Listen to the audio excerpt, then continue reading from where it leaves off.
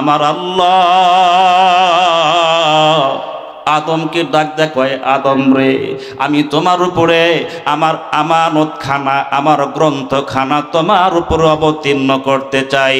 আমার ভাইরা, সমস্ত বৃত্তান্ত শোনার পর আদম বললেন, আল্লাহ আমি এক সময় কোনো উল্লেখযোগ্য কোনো বস্তু ছিলাম না। আল্লাহ পাক বলেন, হাল আতা আলাল ইনসানি হিনুম মিনাদ দাহরি লাম ইয়াকুন শাইআম মাযকুরা।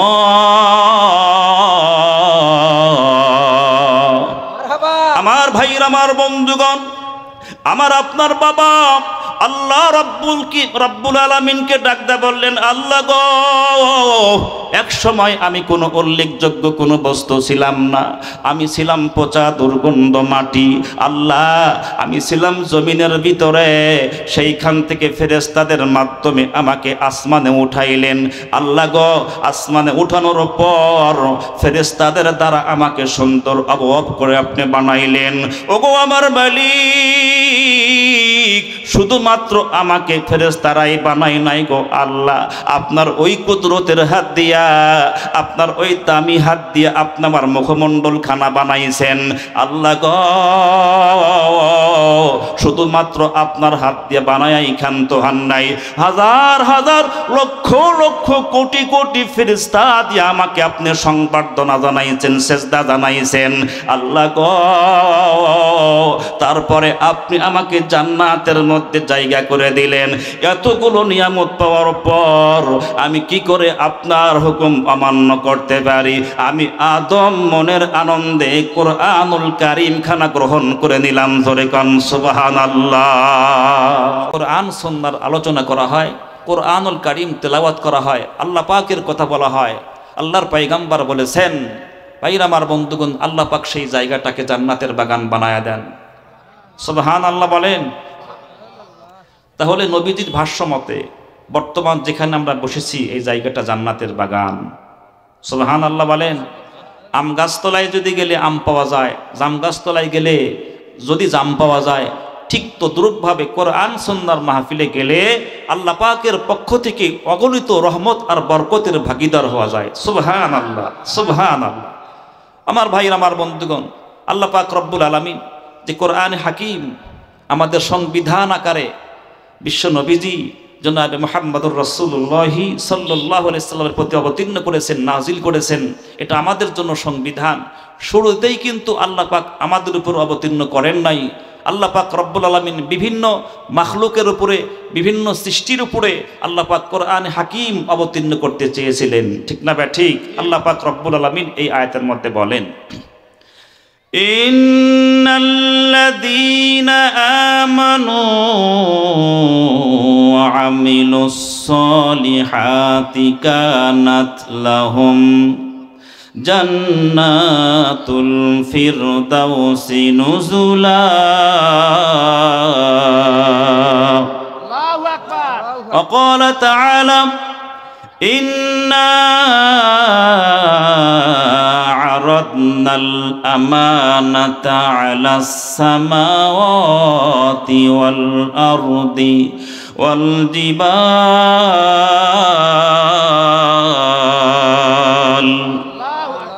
আমার ভাইরা, আমার বন্ধুগণ, আমার আল্লাহ রব্বুল আলামিন আসমানকে ডাক দে বললেন, আসমান রে, আমি সিদ্ধান্ত নিয়েছি, আমি ইরাদা করেছি, আমি আল্লাহ পাক রব্বুল আলামিন তোমার উপরে আমার পক্ষ থেকে একটা ফরমালিটি, একটা কানুন, একটা বিধান আমি আল্লাহ রব্বুল আলামিন তোমার উপরে অবতীর্ণ করতে চাই। আমার ভাইরা, আল্লাহ পাক রব্বুল আলামিন আসমানকে যখন বললেন, আসমান রে, আমার পক্ষ থেকে একটা সংবিধান, আমার পক্ষ থেকে একটা কালাম, আমার পক্ষ থেকে একটা আমানত কোরআনুল কারীম আকারে তোমার উপরে অবতীর্ণ করতে চাই। আমার ভাইরা, আসমান তখন ডাকদা বললেন মাওলা গো, আমি তোমার মাখলুক, তুমি আমার খালিক, তুমি আমার স্রষ্টা। আল্লাহ গো, আমার উপরে কোন কালাম, কোন কিতাব অবতীর্ণ করতে চাচ্ছেন? আল্লাহ পাক রব্বুল আলামিন সম্পূর্ণরূপে বাদাম রে আসমানকে যখন বুঝায়া বললেন, একটা ওয়েটফুল একটা গ্রন্থ, একটা দামি গ্রন্থ, একটা কোরআনুল কারীম আমি আল্লাহ রব্বুল আলামিন তোমার উপর অবতীর্ণ করতে চাই। আল্লাহ বললেন, আসমান রে, এই কোরআনুল কারীম তুমি যদি গ্রহণ করতে পারো, এই কোরআনুল কারীম তুমি যদি আমল করতে পারো, আমি আল্লাহ রব্বুল আলামিন তোমার শান, তোমার দাম, তোমার মান আমি আল্লাহ আরো বাড়ায়া দেব। আমার ভাইরা, আমার বন্ধুগণ, আসমান তখন ডাকদা বললেন, আল্লাহ গো, এত বড় একটা দামি গ্রন্থ, ওয়েটফুল একটা গ্রন্থ, আল্লাহ যেইটা আমার উপর অবতীর্ণ করলে আমার সম্মান, আমার ইজ্জত বেড়ে যাবে। আল্লাহ গো, এই কোরআনুল কারীমের সাথে আমার যদি বিন্দু পরিমাণ ভুল হয়ে যায়, এই কোরআনুল কারীমের সাথে আমার যদি সামান্য পরিমাণ কোনো গোস্তাখি হয়ে যায়, তাইলে আবার কি হবে?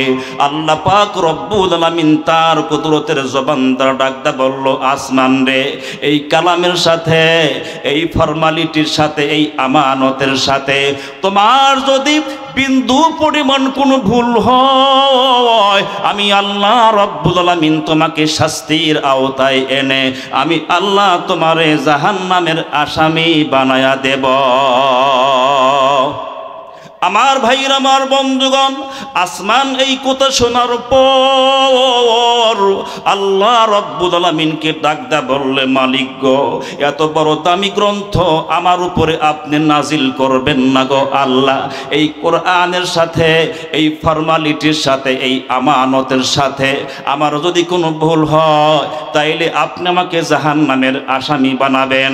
আমার ভাইরা, আসমান তখন মানুষের মতো কান্নায় ভেঙ্গে পড়লেন।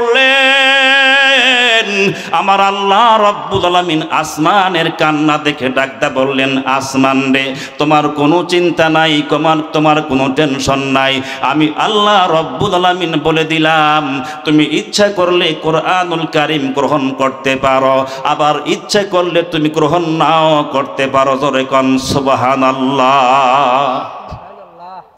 আমার ভাইরা, আমার বন্ধুগণ, যখন আশ্বস্ত পেয়ে গেলেন, আসমান তখন ডাকদা বললেন, আল্লাহ, আমি কি এইটা যদি গ্রহণ না করি, তাইলে তুমি কি আমার উপরে নারাজ হইবা নাকি? তুমি কি আমার উপরে অসন্তুষ্ট হইবা নাকি? ভাইজান, আল্লাহ পাক বললেন, আসমান রে, এটা তোমার ব্যাপার, এটা তোমার সিদ্ধান্ত, আমি আল্লাহ রব্বুল আলামিন তোমাকে জানায়া দিলাম, তুমি ইচ্ছা হলে গ্রহণ করতে পারো, আবার ইচ্ছা করলে গ্রহণ নাও করতে পারো।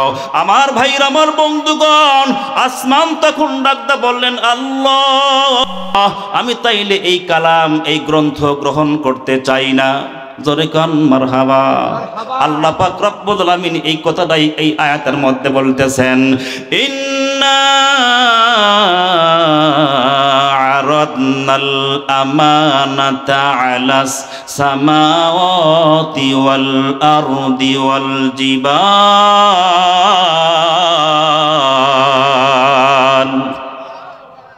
আমার ভাইরা, আসমান যখন গ্রহণ করলেন না, আমার আল্লাহ রব্বুল আলামিন সঙ্গে সঙ্গে জমিনকে ডাকদা বলল, জমিন রে, তোর তকদির খুলে গেছে, আমি আল্লাহ পাক রব্বুল আলামিন তোমারে জানায়া দিলাম, তোমার উপরে আসমানি গ্রন্থ কোরআনুল কারীম খানা অবতীর্ণ করতে চাই।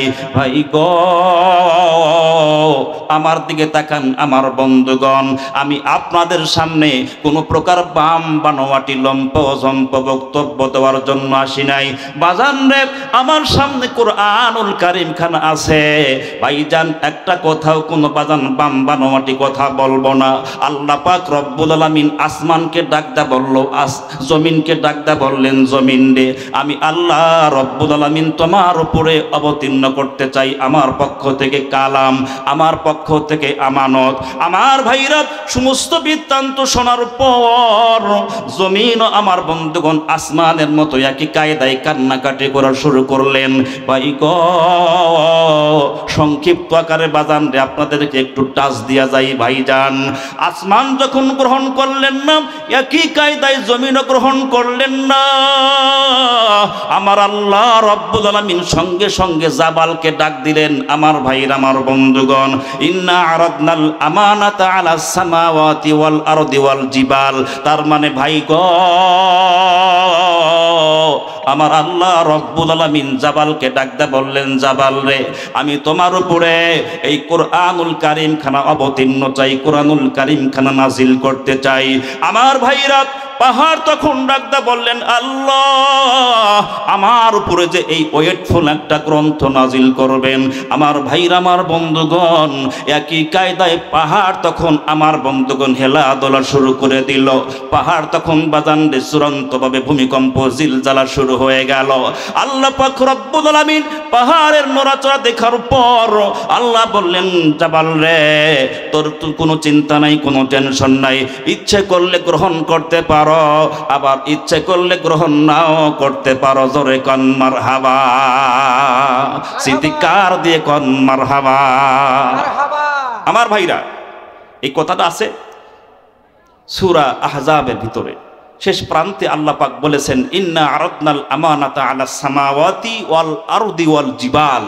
যখন তিনটা মাখলুক, তিনটা সৃষ্টি যখন গ্রহণ করলেন না, আসমান গ্রহণ করলেন না, জমিনও গ্রহণ করলেন না, আমার ভাইরা আমার বন্ধুগণ ঠিক পাহাড় যখন গ্রহণ করলেন না, আল্লাহ পাক রব্বুল আলামিন এই আয়াতের মধ্যে বলতেছেন, আল্লাহ পাক রব্বুল আলামিন সঙ্গে সঙ্গে জান্নাতের মধ্যে আমার আপনার বাবা, আমার আপনার আব্বাজান, আমার আপনার পিতা সাইয়্যিদানা হযরতে আদমকে ডাকতে বললেন, আদম রে তোর তাকদীর খুলে গেছে রে, আমি আল্লাহ আমার পক্ষ থেকে মহাগ্রন্থ কোরআনুল কারীম খানা তোমার উপর অবতীর্ণ করতে চাই। আল্লাহু আকবার, আল্লাহু আকবার।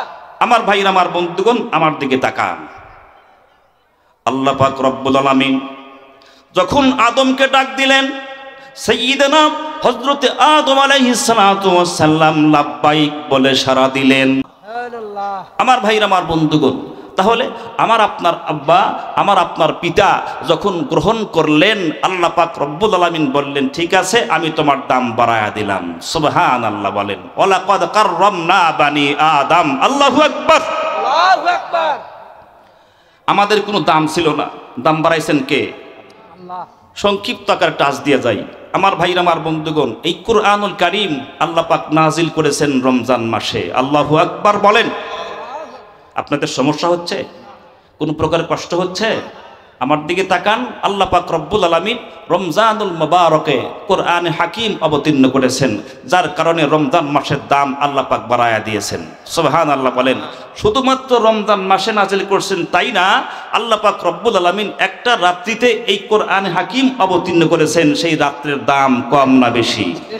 সেই রাত্রের নাম হলো ইন্না আনজালনাহু ফি লাইলাতুল কদর। আল্লাহু আকবার, আল্লাহু আকবার। যেই রাত্রিতে ইবাদত করলে 1000 বছরের সওয়াব আল্লাহ পাক দান করেন। এই রাত্রের দাম এত হলো কেন? বলে আল্লাহ পাক এই রাত্রিতে কোরআনে হাকিম অবতীর্ণ করেছেন। জোরে কোন সুবহানাল্লাহ। আমার ভাইরা আমার বন্ধুগণ তাহলে এই কোরআন হাকিম রমজানুল মুবারকে আল্লাহ পাক নাজিল করেছেন। রমজান মাসে এই কোরআনের টাচ লাগার কারণে রমজান মাসের দাম বাড়ছে না কমছে? তাহলে যেই রাত্রিতে আল্লাহ পাক অবতীর্ণ করেছেন ওই রাত্রের দাম বাড়ছে না কমছে? আমার ভাইরা আমার বন্ধুগণ একটা উদাহরণ দিই। একটা ওয়াদামি কাঠ, শিমুল কাঠ, যেই কাঠ দিয়ে আমরা কখনো আমাদের খাট বলেন আর সোফা সেট বলেন, ডাইনিং টেবিল বলেন আর যেটাই বলেন আমরা কিন্তু সেগুলো বানাই না। এই ওয়াদামি কাঠ দিয়া এই যে কোরআনুল কারীম রাখার জন্য যে একটা রেহাল বানানো হয়, এই ওয়াদামি কাঠ আমার আপনার ঘরের মধ্যে সেগুন কাঠ, তারপরে আপনার শাল কাঠ, তারপরে চায়না, কত রকমের দামি দামি আসবাবপত্র আছে। কিন্তু ভাইজান, ওয়াদামি কাঠ দিয়ে যে আমরা একটা রেহাল বানাইছি, এর সাথে যদি কোনো মানুষের ভুলবশত একবার যদি পা লাগে 14 বার চুমা খায়। ঠিক না ভাই? ঠিক ভাইরা আমার বন্ধুগণ, দামি দামি কাঠ আছে, তার সাথে পা লাগলে কখনো কেউ চুমা খায় না। এই ওয়াদামি কাঠের দাম বাড়লো কেন? বলে কোরআনে হাকিমের সহাবত লাগছে। আল্লাহু আকবার। আমার ভাইরা আমার বন্ধুগণ, আমার দিকে তাকান। যদি কোনো মানুষ মারা যায়, ওই ওয়াদামি কাপড় যেটা দিয়া মৃত মানুষের জন্য আমরা ওই যে কাফনের কাপড় বানাই, ওই কাফনের কাপড় দিয়া, মার্কিন কাপড় দিয়া যদি আমরা এই যে কোরআনুল কারিম রাখার জামা বানাই, জুসদান বানাই, এটা যদি কোনো মানুষের পায়ের তলে পড়ে 17 বার করে চুমা খায়। ঠিক না ভাই? ঠিক। তাহলে কোরআনের সহবতে আসার কারণে রেহালের দাম বাড়ছে না কমছে? আমার ভাইরা আমার বন্ধুগণ, ওয়াদামি কাপড়ের দাম বাড়ছে না কমছে? যারাই কোরআনের সহবতে আসবে তাদের দাম বাড়বে না কমবে? আমার ভাইরা আমার বন্ধুগণ, আমার আলোচনার লাইন ক্লিয়ার। এটা হলো মাদ্রাসার উন্নয়ন কল্পে মাহফিল, কবরস্থানের মাহফিল। ঠিক না ভাই? ঠিক। কবরস্থান ওই স্থান, যে স্থানের পরে আর কোনো স্থান নাই। ওখানে ঢুকলেই মানুষের ইহলৌকিক জিন্দিগির হিসাব কিতাব সব শেষ, পরলৌকিক জিন্দিগির হিসাব কিতাব শুরু হয়ে যায়। ঠিক না ভাই? ঠিক। যার কবর ভালো তার সব ভালো, যার কবরের হিসাব খারাপ তার সব খারাপ। বোঝেন নাই? কবর হলো একটা ইমিগ্রেশন কাউন্টার। আমার ভাই আমার বন্ধুগণ, আমাদের দেশের কোনো মানুষ যখন বাংলাদেশ থেকে বহিরাগত কোনো রাষ্ট্রে যাওয়ার জন্য যখন প্রস্তুতি গ্রহণ করে, আমার ভাই আমার বন্ধুগণ, পাসপোর্ট বলেন, ভিসা বলেন, যত কাগজপত্র আছে, সব মেডিকেল যতগুলো কাগজপত্র আছে, যখন আপনি বিমানবন্দর ঢুকবেন, ইমিগ্রেশন কাউন্টারে আপনাকে চেক আপ করা হবে। ঠিক না ভাই? ঠিক। আপনার চেহারার সাথে ছবির মিল আছে কিনা, রক্তের গ্রুপের সাথে আপনার মিল আছে কিনা, আপনি যেরকমভাবে আইডি কার্ডের আপনার সব কিছু মিল আছে কিনা, দেখার পরে যদি সব ভালো বলে শনাক্ত করা হয়, তখন আপনার জন্য রাস্তা ক্লিয়ার। ঠিক না ভাই? ঠিক। আর যদি কোনো ব্যক্তির চেহারার সাথে ওই ফটোর যদি কোনো মিল না থাকে, রক্তের গ্রুপের কোনো মিল না থাকে, সেখানেই গ্রেপ্তার। ঠিক না ভাই? ঠিক। ঠিক তদ্রূপভাবে কবরস্থান হলো একটা ইমিগ্রেশন কাউন্টার। ওখানে যদি কোনো ব্যক্তি ফেরেশতাদের 3টা প্রশ্নের সঠিক অ্যান্সার করতে পারে, মদিনাওয়ালা পয়গাম্বার বলেছেন আল্লাহ পাক তার জন্য জান্নাতের 8টা দরজা খুলে রাখবেন। সুবহানাল্লাহ বলেন। আমার ভাইরা আমার বন্ধুগণ, আল্লাহর পয়গাম্বর হযরতে মূসা আলাইহিস সালাতু ওয়াস সালাম, উনি ওনার কর্ম করার জন্য, উনি কাজ করার জন্য যখন বাড়ির থেকে বাহির হয়েছেন, যাবেন অনেক দূরে। আমার ভাইরা আমার বন্ধুগণ, আল্লাহর পয়গাম্বর হযরতে মূসা আলাইহিস সালাতু ওয়াস সালাম বাড়ির থেকে বাহির হইছেন। ভাই গো, হাঁটি হাঁটি পা পা করতে করতে বাড়ির থেকে অনেক দূর পর্যন্ত আমার বন্ধুগণ চলে গেছে। অনেক দূর যাওয়ার পর কতগুলো লম্বা লম্বা কবর তার সামনে পড়ে গেল। রাস্তার পাশে অনেকগুলো কবর দেখতে পাচ্ছেন। আমার ভাইরা, অনেকগুলো কবর দেখার পর আল্লাহর পয়গাম্বর হযরতে মূসা কালিমুল্লাহ, উনি যখন বাজান রে ওনার নবুয়তের চক্ষু দিয়া যখন কবরের ভিতরে তাকাইছে, কবরের ভিতরে তাকায় দেখে কবরের ভিতরে ভীষণ আযাব হচ্ছে, কবরের মধ্যে কঠিন আমার বন্ধুগণ শাস্তি হচ্ছে। আমার ভাইরা, আল্লাহর পয়গাম্বর তাকায় দেখে কবরের ভিতরে আগুনগুলো ধাউ ধাউ করে জ্বলতেছে। আহারে, বিষাক্ত সর্পে তারে কামড়ায়া আটকায়া রাখছে। আল্লাহর বান্দা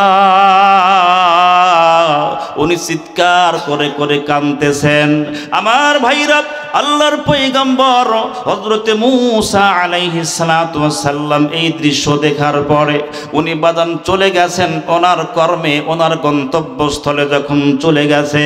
সারাদিন কর্ম করার পর উনি যখন বিকালবেলা বাদান্ডে ওই পথ দিয়ে আবার ব্রেক রিটার্ন হইয়া উনি যখন ওনার গন্তব্যস্থলের দিকে, ওনার বাড়ির দিকে রওনা হয়েছেন, মুসলমান ভাইরা রে, আল্লাহর পয়গাম্বর যখন ওই ওই কবরের সামনাসামনি আবার হয়ে গেছে। এইবার উনি তাকা দেখতেছেন যেই কবরের মধ্যে সকালবেলা আমি আযাব দেখতে পাইছিলাম, যেই কবরের ভিতরে আমি কঠিন শাস্তি দেখতে পাইছিলাম। মুসলমান ভাইরা রে, ওই কবরে একদিন আমাকে যাওয়া লাগবে, একদিন আপনাকেও যাওয়া লাগবে। ভাইজান, কার জন্য কবর যেন জান্নাতের বাগান হবে, আবার কার জন্য কবর যেন জাহান্নামের গর্ত হবে। মুসলমান ভাইরা রে, এই দুনিয়াতে যার আমল ভালো হবে, এই দুনিয়াতে যার কর্ম ভালো হবে, আমার আল্লাহ রব্বুল আলামিন তার কবরটাকে জান্নাতের বাগান বানায়া দিবে। আমার ভাইরা, আমার বন্ধুগণ, আমি আপনাদের সামনে বাদান জীবনের শেষ বয়ান মনে করে বয়ান করতেছি। আমার ভাইরা, এই জন্য বাদান রে, কান পরিষ্কার করে বাদান কথাগুলো শুনে যাবেন। ভাইজান, পয়গম্বর হযরতে মূসা কালিমুল্লাহ উনি যখন দেখলেন কবরের মধ্যে আর শাস্তি নাই, কবরের মধ্যে আর আযাব নাই, কবরের মধ্যে আমার আল্লাহ জান্নাতের ফয়সালা করে দিয়েছেন। জোরে কোন সুবহানাল্লাহ, চিৎকার দিয়ে কোন সুবহানাল্লাহ। আমার ভাইরা, আমার বন্ধুগণ, আল্লাহর পয়গম্বর আল্লাহ রাব্বুল আলামিনকে ডাকতে বললেন, মালিক, সকালবেলা আমি যখন এই পথ দিয়ে যাইতেছিলাম তখন দেখলাম এই কবরের ভিতরে কঠিন আযাব হইতেছিল। আল্লাহ গো, আযাবের দৃশ্য দেখে আমার কলিজাটা কেঁপে উঠছিল গো আল্লাহ। কিন্তু এখন দেখি তোমার বান্দার কবরের মধ্যে কোনো আযাব নাই, কোনো শাস্তি নাই। আল্লাহ গো, আমার জানতে মন চাচ্ছে তোমার বান্দার এমন কোন কর্ম ভালো ছিল, এমন কোন আমল ছিল যার কারণে তুমি তোমার বান্দার কবর আযাব মাফ করে কবরটারে তুমি শান্তির বালাখানা বানায়া দিলা। মুসলমান ভাইরা, আমার বন্ধুগণ, আমার আল্লাহ রাব্বুল আলামিন ডাকতে বললেন, মূসা রে, আমি আল্লাহ তোমারে বলছি, তুমি এবার শোনো, এই ব্যক্তির এমন কোন আমল ছিল, কোন কর্ম ছিল যেইটার কারণে আমি আল্লাহ রাব্বুল আলামিন তার কবর আযাব মওকুফ করে দিয়েছি, মাফ করে দিয়েছি। ভাইরা, আমার বন্ধুগণ, এই আমলটা আমাদের জানার দরকার আছে না নাই? কার কার আছে হাত তোলেন। লিল্লাহি তাকবীর, আল্লাহু আকবার। আরেকবার বল, লিল্লাহি তাকবীর, আল্লাহু আকবার। হাত নামান, মাশাআল্লাহ। আল্লাহ গো, আমরা যেই দিন দুনিয়ার বন্ধন ছিন্ন করে 3 হাত ওই কবরের মধ্যে ঢুকবো, আল্লাহ আমাদের কবরটারে শান্তির ঘর বানায়া দিন, কন্যা আমিন। আমার ভাইরা, আমার বন্ধুগণ, আল্লাহ পাক রব্বুল আলামিন ডাক দা বললেন, মূসা, আমার কথা তুমি ভালো করে শোনো রে মূসা। এই যে এই লোকটার কবরে আযাব হইতেছিল, ওই লোকটার স্ত্রী ছিল বাজান দেওয়ান্ত সত্তা, তার মানে গর্ভবতী, তার পেটের মধ্যে বাচ্চা ছিল। ওই লোকটা যখন তাজা ছিল, যখন জিন্দা ছিল, স্ত্রী রে, আমি যেই দিন দুনিয়া থেকে বিদায় নিয়ে যাব, আমি যদি থাকি আর না থাকি, তোর পেটে যেই বাচ্চাটা আছে রে বিবি, তোর গর্ভে যেই সন্তান আছে, ওইটা যদি ছেলে হয় তাইলে মাদ্রাসার মধ্যে ভর্তি করিয়া দিবা। মুসলমান ভাইরা রে, আল্লাহ পাক বললেন, ওগো মূসা, তুমি শোনো, ওই মহিলা যখন সন্তান প্রসব করলো, ওই মেয়েটা যখন সন্তান ডেলিভারি করলো, স্বামীর কথা অনুযায়ী, স্বামীর ওয়াদা অনুযায়ী, স্বামীর ওসিয়ত অনুযায়ী আজকে ওই মেয়েটা তার সন্তানটারে মাদ্রাসার মধ্যে ভর্তি করে দিয়েছে। আমার ভাইরা, মাদ্রাসার মধ্যে ভর্তি করে দেওয়ার পর ওস্তাদ সর্বপ্রথম তার মুখের মধ্যে একটা সবক দিয়েছে। তাকে একটা সবক যখন সর্বপ্রথম দিয়েছে, সবকের শুরুতেই বলছে, বিসমিল্লাহির রাহমানির রাহিম।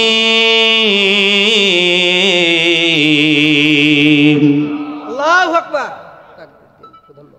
লিল্লাহি তাকবীর, আল্লাহু আকবার, না হলো না, লিল্লাহি তাকবীর। আল্লাহু আকবার, প্রধান বক্তার আগমন, শুভেচ্ছা স্বাগতম, প্রধান বক্তার আগমন। শুভেচ্ছা স্বাগতম, আজকের মাহফিলের পক্ষ থেকে লাল গোলাপ শুভেচ্ছা, লিল্লাহি তাকবীর, আল্লাহু আকবার। মাশাআল্লাহ। আমার ভাইরা, আমার বন্ধুগণ, উস্তাদগণ যখন সর্বপ্রথম ছাত্রকে সবক দিছে বলছে বিসমিল্লাহির রহমানির রহিম। আমার ভাইরা, আমার বন্ধুগণ, আমার দিকে তাকান। এই বিসমিল্লাহর মধ্যে আল্লাহ পাকের দুইটা নাম আছে, আছে না নাই? এক নম্বর রহমান, দ্বিতীয় নম্বর রহিম। আমার ভাইরা, আমার বন্ধুগণ, আমরা যতই গুনাহ খাতা করি, যখন আল্লাহর আদালতে হাত তুলে কান্দের বলি, আল্লাহ তোমার একটা নাম রহমান আর একটা নাম রহিম, তোমার দুয়ারে হাত উঠাইলে কেউ খালি হাতে ফিরিয়া যায় না। আল্লাহ বুক ভরা আসানে হাত উঠাইছি, আল্লাহ তোমার গফুর গফফার নামের খাতিরে মাফ করে দাও। আল্লাহ কয়, বান্দা তুই এমন নাম আমার উচ্চারণ করলি যা তোর জিন্দেগির সমস্ত গুনাহ খাতা আমি আল্লাহ মাফ করে দিলাম। আল্লাহু আকবার। আমার ভাইয়ের, আমার বন্ধুগণ, আল্লাহ পাক রব্বুল আলামিন ডাক দা বললেন, মুসা রে, যখন তার ছোট্ট মাসুম বাচ্চা মাদ্রাসার মধ্যে ভর্তি হয়ে আমার দুইটা নাম যখন তার জবানে উচ্চারণ করছে, মুসা রে, আমি আল্লাহ এতই দয়াবান, আমি আল্লাহ এতই রহমান, এতই মেহেরবান, আমি আল্লাহ কি করে তার কবরে আযাব দিতে পারি। যখন তার ছোট্ট মাসুম বাচ্চা এই কালামটা পড়ছে, আমার নামটা উচ্চারণ করছে, আমি আল্লাহ এই দুইটা নামের উসিলা, এই দুইটা নামের বরকতে আমার বান্দার কবর আযাব মওকুফ করে কবরটাকে জান্নাতের বাগান বানায়া দিয়েছি। জোরে কোন সুবহানাল্লাহ। আমার ভাইরা, আমার বন্ধুগণ, এই মাদ্রাসাগুলো বাজান রে এতই বরকতপূর্ণ, এতই ফজিলতপূর্ণ। মুসলমান ভাইরা রে, এই মাদ্রাসার মধ্যে যেই বাচ্চাগুলো থাকে, এই মাদ্রাসার মধ্যে যেই বাচ্চাগুলো আমার বন্ধুগণ অবস্থান করে, এরা মাসুম, এরা নিষ্পাপ। আমার আপনার মতো মানুষ রাত্র বাজান 4টা বাজে ঘুমের ঘরে বিভোর থাকি। আমার আপনার মতো মানুষ ফজরের যখন আজান হয়, আমার বন্ধুগণ ঘুমের ঘরে তখন আমরা ব্যস্ত থাকি। কিন্তু এই মাসুম বাচ্চাগুলো সকালবেলা ঘুম থেকে উঠিয়া সুন্দর করে ঠান্ডা পানি দ্বারা হাত মুখ ধৌত করিয়া আমার বন্ধুগণ ফজর নামাজ পড়ার জন্য যাই নামাজের মুসল্লায় দাঁড়ায়া যায়। কথা কোন ঠিক না ব্যাঠি? ঠিক। আমার আপনার মতো বড় মানুষ, বয়স্ক মানুষ ফজর নামাজের সময় চেতন পাই না, অথচ ছোট ছোট মাসুম বাচ্চাগুলো ফজর নামাজের সময় উঠে নামাজের কাতারে দাঁড়ায়া যায়। সুবহানাল্লাহ, সুবহানাল্লাহ। আপনাদের কষ্ট হচ্ছে?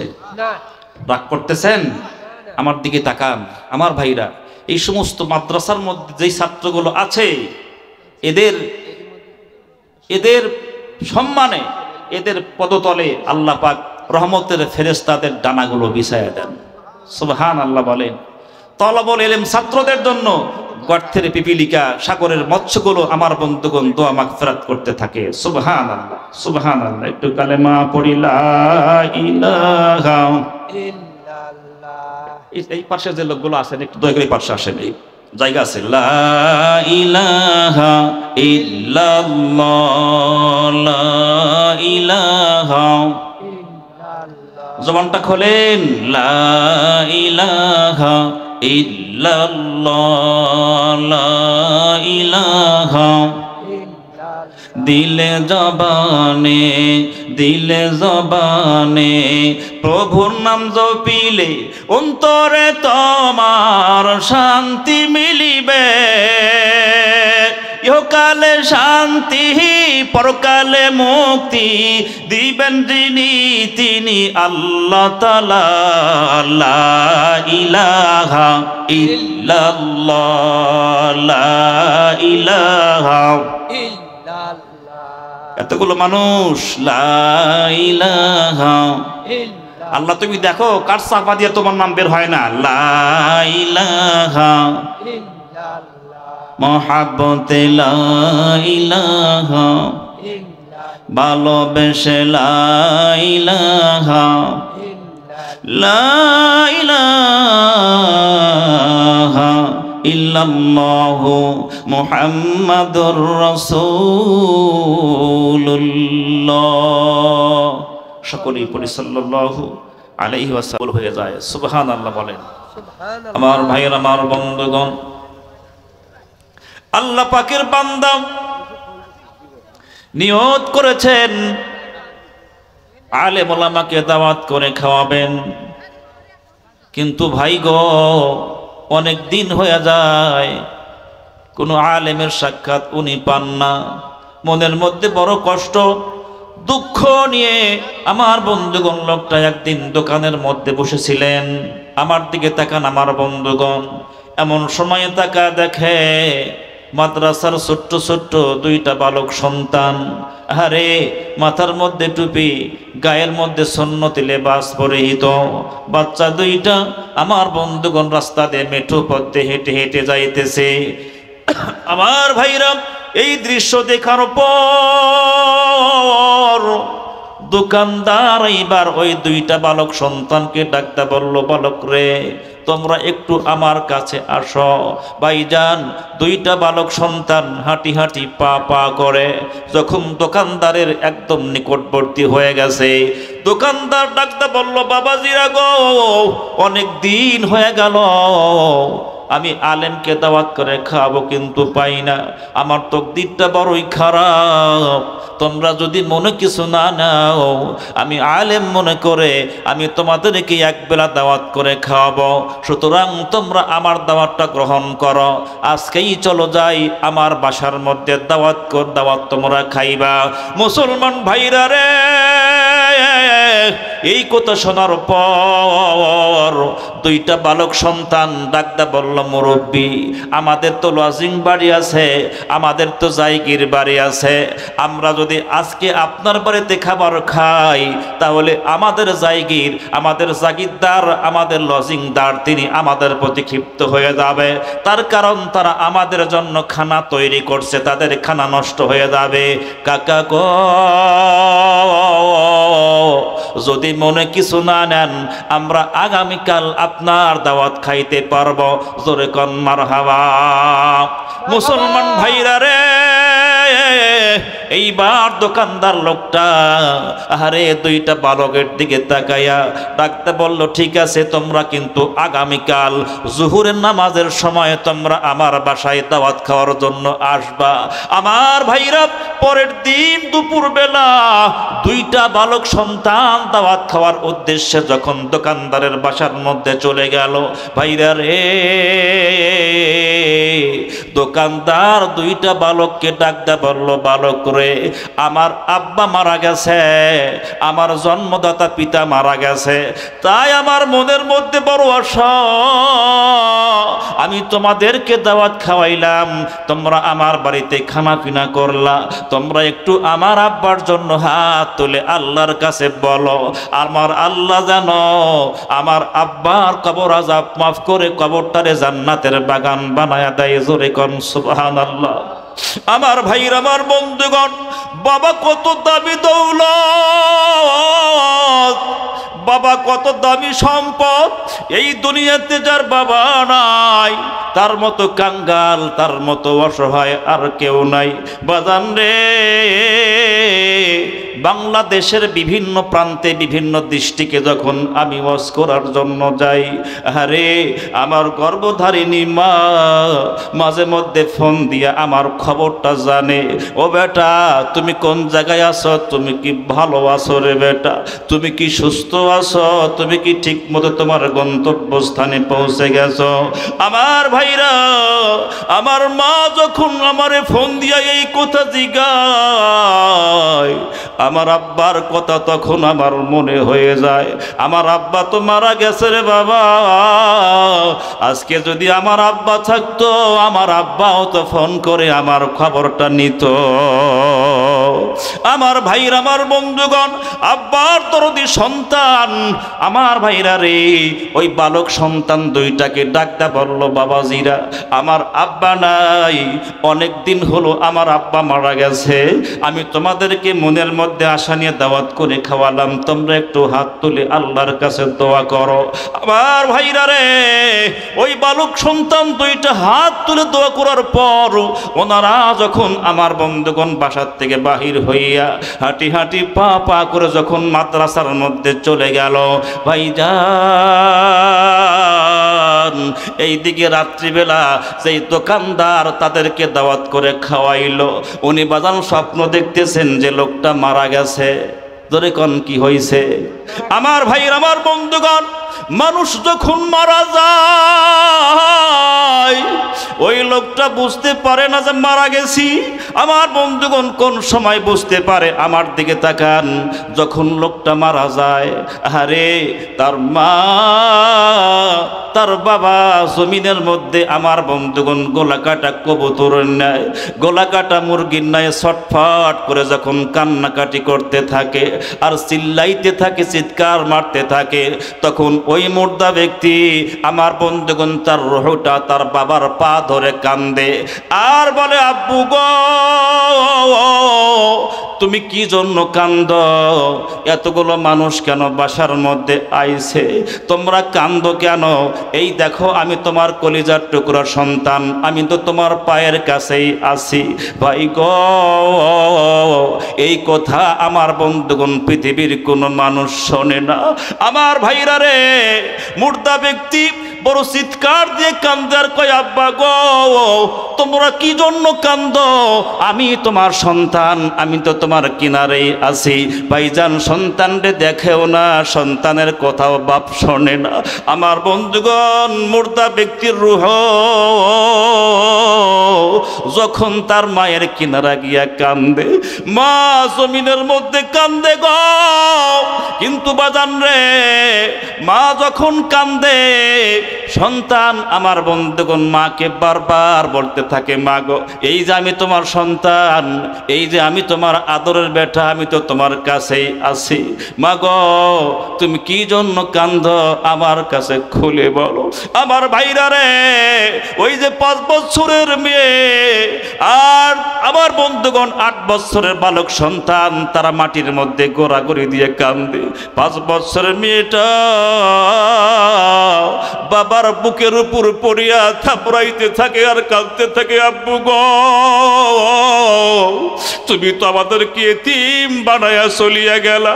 আমার ভাইরা রে, সব মানুষের কান্না দৃশ্য যখন রুহুল দেখতে থাকে, মৃত ব্যক্তি দেখতে থাকে, কিন্তু ভাইজান তার কথা কেউ শোনে না, তার কথা কেউ বুঝতেও চায় না। ভাই গো, মানুষটা মরার সাথে সাথেই একদল মানুষ কবর খনন করার জন্য কবরস্থানে যায়, আর একদল মানুষ কাপনের কাপড় কেনার জন্য বাজান দোকান পর্যন্ত দৌড়ায়। আমার ভাইরা, জীবনের শেষ গোসলটা যখন দেওয়া হয়ে গেল, এইবার সুন্দর করে বাজান রে চার বেহারার পালকির মধ্যে উঠাইয়া লোকটার চেহারা বাহির করিয়া যখন তারে আমার বন্ধুগণ টান টান করে যখন শোয়ানো হয়, ভাই গো মুর্দা ব্যক্তি তখন দেখতে পায়, আহারে কত বন্ধু বান্ধব আইছে, কত আত্মীয় স্বজন আইছে এক নজর দেখার জন্য। আমার ভাইরা, আমার বন্ধুগণ, মুর্দা ব্যক্তি তখনও কিন্তু বুঝতে পারে না যে আমি মারা গেছি।